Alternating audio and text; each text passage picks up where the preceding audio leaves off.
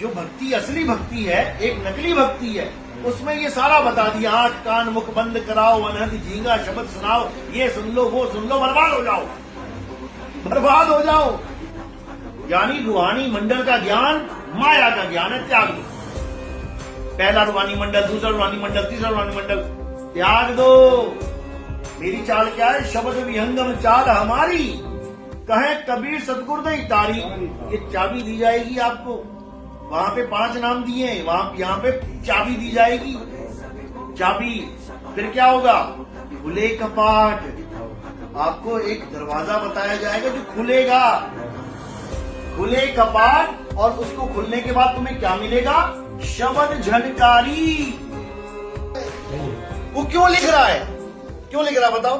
संसार के वो नक्शा बता रहा है कि अगर कोई राही इस रास्ते पे चलने वाला है तो मैं तुम्हें नक्शा बता देता हूँ, ऐसे ऐसे चल बस। और वो कह रहे हैं कि संतों की वाणी को भी माया छोड़ो, मार दो, गोली कर दो। ये ऐसा नहीं होता भाई कि कबीर साहब किसी को नहीं मिले। गरीबदास जी महाराज के पास इतना मोटा ग्रंथ है, जिसको कबीर साहब ना मिले वो एक पागल है, इतना मोटा ग्रंथ लिख रहा है। पहले तो ये बता दो, है उसको पागल कुत्ते ने काटा है क्या? ये इतने मोटे मोटे ग्रंथ धर्मदास जी ने लिखे हैं, क्या जरूरत है लिखने की? बिना ग्रंथ लिखे क्या गुरु नहीं बन सकता कोई?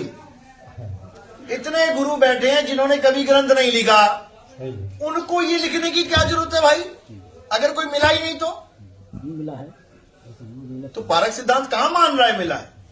वो कह रहे 200 साल के बाद गरीबदास ये धर्मदास जी पैदा हुए कबीर साहब के जाने के बाद। अरे वो 200 साल बाद हुए, 250 साल बाद गरीबदास जी हुए, उनका इससे भी मोटा ग्रंथ है।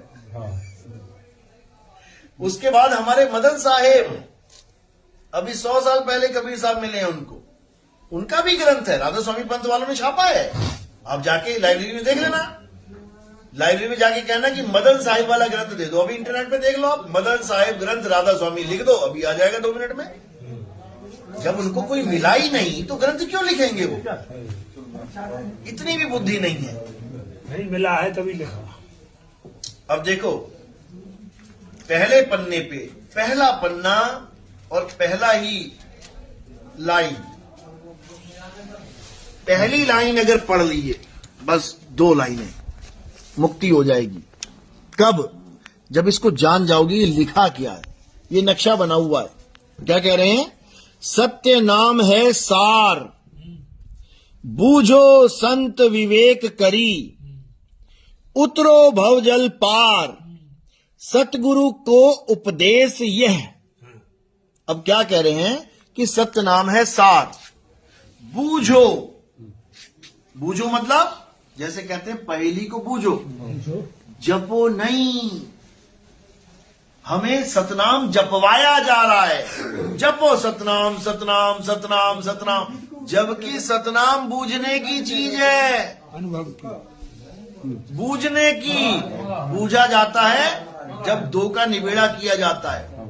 जैसे कहते हैं पहेली, बूझो तो जाने, उसने जो पहेली रखी है उसका निबेड़ा करना पड़ेगा तुम्हें, बताना पड़ेगा। तो ये सत्य नाम कोई जाप नहीं है कि ज्योत निरंजन ओंकार अलंकार सोहंग सत्यनाम, ज्योत निरंजन सत्यनाम, नहीं, छोड़ो इसको। सतनाम कोई जाप नहीं है, सत्य नाम है सार। सार क्या होता है? 2 चीजें होती हैं, सार असार। असार यानी कि थोथा, सार यानी सत्य। सतगुरु ऐसा चाहिए जैसा शुभ सुहाए, और सार सार तो गही रहे, और थोथा दे उड़ाए। अब सतनाम क्या है? ये है सार। और थोथा क्या है? थोथा भी तो कुछ होगा। थोथा क्या है? इस सतनाम को छोड़ के सब कुछ थोथा ही है। ये जंतर मंतर तंत्र पूजा पाठ हवन यज्ञ, ये काया के चक्कर, श्वासा, ये आंख, ये कान, ये बाल, ये नाक, ये गुरु का शरीर जिसका तुम ध्यान धर रहे हो, ये सब थोथा माल है, सब थोथा है। और सार क्या है? सत्य नाम है सार। बूझो संत विवेक करी, उतरो भवजल पार। जी भवजल ही पार उतार दिया, किससे? केवल सतनाम को बूझने मात्र से। और रामपाल जी क्या कह रहे हैं? सतनाम क्या है? ओम सोहंग सतनाम है, इसको जपो। श्वास अंदर गई, सोहंग, श्वास बाहर छोड़ी, ओम सोहंग, ओम सोहंग। बताओ, वो कह रहे भवजल पार हो जाएगा सतनाम से। वो कह रहे हैं ये तो काल और अक्षर पुरुष का मंत्र है, इसके बाद तुम्हें सार नाम देंगे, सार शब्द देंगे। बताओ क्या बच्चों वाली बातें कर रहे हो? सत्य नाम है सार बूझो संत विवेक कर उतरो भवजल पार, सतगुरु का उपदेश ये है। ये सतगुरु का उपदेश है कि सतनाम को बूझ लो, काम हो जाएगा। अब देखो क्या कहते हैं, पेज नंबर 3, जो कहते हैं निराकार परमात्मा है। कह रहे हैं निरंकार निरंजन नाऊ, ज्योत स्वरूप सुमरत सब ठाऊं। ये निराकार कौन है? दो चीजें होती हैं, साकार निराकार। साकार में ये सारी सृष्टि आ गई, सूरज चांद सितारे इधर, ये सब साकार है। और एक है निराकार, जो कण कण में व्याप्त है। जो साकार है वो नाशवान है, और जो कण कण में व्याप्त है वो ये निरंजन है, ब्रह्म है, परमात्मा नहीं है। परमात्मा ना साकार है ना निराकार है, दोनों से न्यारा। तो क्या कह रहे हैं? ये निरंकार निरंजन नाऊ, ज्योत स्वरूप सुमरत सब ठाऊं। गावही विद्या वेद अनुपा, जग रचना कियो ज्योति स्वरूपा। कह रहे यही काल भगवान है, सारी सृष्टि बना के बैठा है, ये सारे शरीर बना के, और खुद कहां विराजमान हो गया? यहां पे दोनों आंखों के बीच में ज्योत जग रही है, यही है काल भगवान। इसके दर्शन नहीं करने हैं, इसीलिए मना कर दिया आंख ना मूंदो, क्योंकि आंख मूंदोगे तो ज्योत प्रकट हो जाएगी। और ज्योत प्रकट हो गई तो कोई माई का लाल नहीं जो तुम्हें बचा ले। फिर तुम छोड़ोगे ही नहीं उसे। तुम कहोगे मुझे मिल गया जी, मिल गया परमात्मा, इसी ज्योत में मुझे गुरु का स्वरूप दिखाई दे रहा है। मारे जाओगे। तो बचने का रास्ता क्या है? उस रास्ते पे जाना ही नहीं है, आंख बंद करनी ही नहीं है, नहीं करने।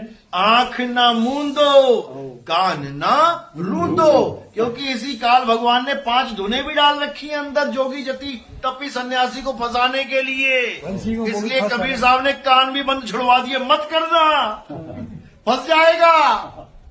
और जो आपका प्रश्न है, आंख कान मुख बंद कराओ, अनहद झींगा शब्द सुनाओ, दोनों तिली कतार मिलाओ, तब देखो गुलजारा है। इतनी बात तो समझ में आ गई, लेकिन ये वाणी क्या है इसको तुम्हें समझना पड़ेगा। ये कबीर साहब की चेतावनी वाणी है। चेतावनी वाणी का मतलब होता है मैं तुझे चेतावनी दे रहा हूं, ये काम मत करना।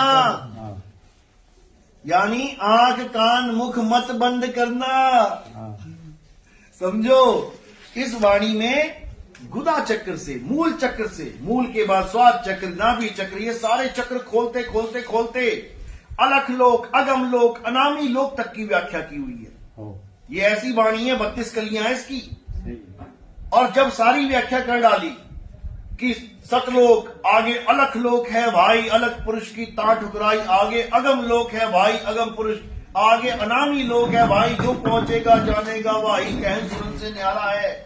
सारी व्याख्या करने के बाद क्या बोले? अब चेतावनी दे रहे हैं, कह रहे हैं काया भेद किया निर्वारा, ये सब रचना पिंड मंझारा, माया अवगति जाल पसारा, सो कारीगर भारा है, आदि माया कीनी चतुराई, झूठी बाजी पिंड दिखाई, अवगति रचना रची अंड माही, अरे ताका प्रतिबिंब डाला है। ये जितना तामझाम मैंने तुझे बताया है, ये सब माया का ही जाल है, ये माया का जाल है। अब आगे सुनो, अपनी चाल बता रहे हैं कि मेरा जो चेला होगा वो मेरी चाल पकड़ेगा। कितनी चालें होती हैं भक्ति में? 4 चाल होती हैं। चींटी की चाल, मकड़ी की चाल, मछली की चाल और विहंगम चाल, पक्षी की चाल। अब अपनी चाल बता। ये जो चालें बताई कबीर साहब ने इस वाणी में, ये मछली से लेके, चींटी से लेके मकड़ी तक सब खोल दिया इन्होंने। अब आगे अपनी चाल बता रहे हैं, शब्द विहंगम चाल हमारी, और कहे कबीर सतगुर दई ताली, खुले कपाट शब्द झलकारी, पिंड यंड के पार सो देश हमारा। बस कर नैनो दीदार प्यारा है। लास्ट की 2 लाइनों में सारे भेद खोल दिए।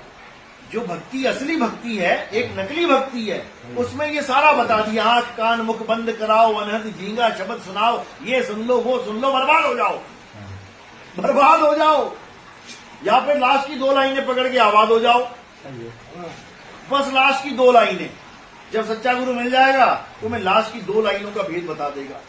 शब्द विहंगम चाल हमारी। विहंगम का मतलब होता है पक्षी जमीन से उड़ा और सीधा आसमान में, वो देखो उड़ रहा है, ऊपर देखो जरा, वो उड़ रहा है, एक भी स्टॉप नहीं है बीच में। यानी रूहानी मंडल का ज्ञान माया का ज्ञान है, त्याग दो। पहला रूहानी मंडल, दूसरा रूहानी मंडल, तीसरा रूहानी मंडल, त्याग दो। मेरी चाल क्या है? शब्द विहंगम चाल हमारी, कहें कबीर सतगुरु दई तारी। ये चाबी दी जाएगी आपको। वहां पे 5 नाम दिए हैं, यहां पे चाबी दी जाएगी। चाबी फिर क्या होगा? खुले कपाट। आपको एक दरवाजा बताया जाएगा जो खुलेगा, खुले कपाट, और उसको खुलने के बाद तुम्हें क्या मिलेगा? शब्द झनकारी। ये है वो असली शब्द गुरु। इससे जुड़ना है सबने।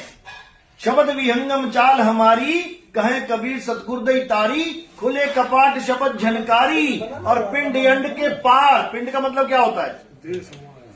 काया। शरीर के पार है वो देश। ये शरीर तो पिंजड़ा है। वो आसमान में जो उड़ रहा है, इसी का एक भाई जमीन पे आया कुछ खाने के लिए, उसको पकड़ के पिंजड़े में डाल दिया गया। अब उसका परमात्मा, उसका घर कहाँ है? पिंजड़े में कि ऊपर? बस यही समझना। इस पिंजड़े के पार सो देश हमारा है, और कर नैनो दीदार महल में प्यार। समझ में आ गए तो बहुत अच्छी बात है, नहीं तो सही बात है। हो गया टाइम। चलो भाई, सत्संग यहीं हो जाएगा। 2 घंटे हो गए बोलते हुए।